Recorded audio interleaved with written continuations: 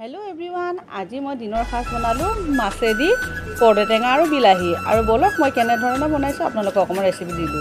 और एया देखिसेने माछ धुई ललु एया होइसे कमलकाट माछ आपुनि जिकुनो माछ दिब पारे एया करदेटेङा दुटा ललु और बिलाही लगते एटा आलू आपनालोके आलुटो एभयड करिब पारे आलुर जगात अकमान पिठा करि माने चाउলৰ गुৰি दिब पारे एतिया बोलक तेने हले मैं आलुखिनि बइल करि लौ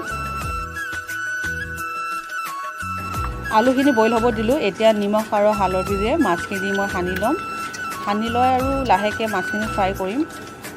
एया आलुखिनि बइल হৈ আছে और एटा साइडत मैं केराही बहाय दिसु एतिया लाहेके मैं माछखिनि फ्राई करि लौ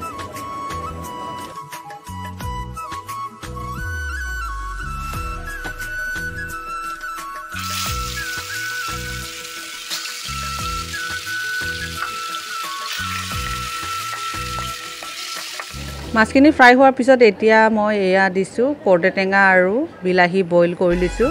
মানে অকমান সিজাই লৈছো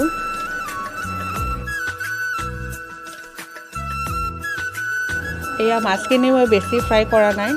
হাফ ফ্ৰাই কৰিছো বেছি ফ্ৰাই কৰে ভাল নালাগে টেঙা আঞ্জাত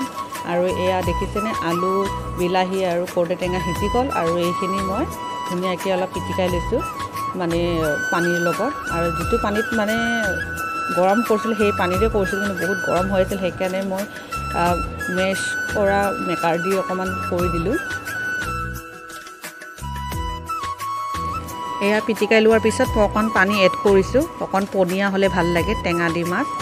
আৰু এইখিনি কৰি ৰেডি হৈ গল এতিয়া মই এইখিনি কেনেকৈ বনাব লাগে আপোনালোকক দেখাই আছো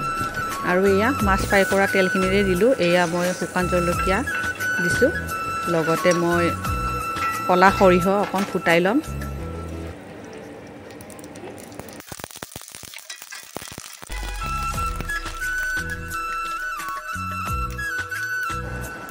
আৰু অকমান নহৰু থেতালে লৈছো নহৰু নিদিলেও হৈ যায় মোৰ এনে আৰু টেষ্টৰ কাৰণে দিছো অকমান আৰু এইখিনি লৰাই লৈ অকমান হালধি দিছো হালধি গুৰি দিয়াৰ পিছত অকমান মই তেলত পকাই ল যাতে কেঁচা গোন্ধটো নাহে আৰু এইখিনি দিয়াৰ পিছত যিখিনি মই करदेटेङা বিলাহী আলু পিটিকাই ৰাখিছিলো এয়া জলখিনি ঢালি দিলো আৰু দেখিছেনে কি ধুনিয়াকৈ মানে তেল মাৰাৰ পিছত খুবেই ভাল লাগিছে দেখি আৰু সোৱাদ অনুযায়ী নিমখ দিলো আৰু এতিয়া ঢাকন দি ৰাখিম উতল আহালৈকে এয়া উতল আহি গ'ল উতল আহাৰ পিছত মাছখিনি পেলাই দিম